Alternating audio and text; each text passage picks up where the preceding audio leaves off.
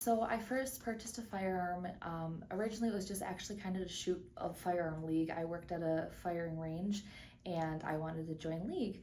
And so I purchased one. I want to say it was either pre-COVID or right as COVID was starting, somewhere in that year or so.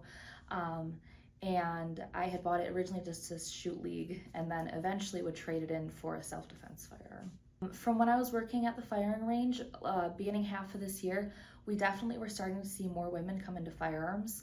A lot of times what they would say when they came in is, I want a firearm, my husband doesn't, he's either traveling a lot for work, I'm home alone with the kids a lot, I want a way to defend myself in case somebody breaks in. I think that's really fantastic. I think women should protect themselves. As a woman, I know walking into a dark parking lot at the end of the night it's scary sometimes, and so to have that firearm on me along with the training that I've had, it makes me feel a little bit more comfortable and more secure. So I got my concealed carry shortly after turning 21, and one of the things they really talk to you about in the class is if you're going to carry concealed, you have to be okay with the fact that if a situation arises where you do have to protect yourself, you have to be okay taking a life.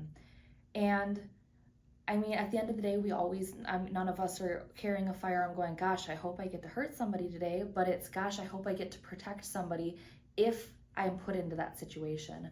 And at first I had a really hard time wrapping my brain around that idea of like, oh, I don't want to take somebody else's life. However, I've been dealing with kind of a dangerous situation at home lately.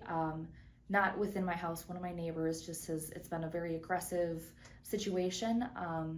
And I'm a single mom of 2 young kids. I live by myself. And so as the situation has gotten progressively worse, part of me was like, well, it's either the kids and I or it's this other person.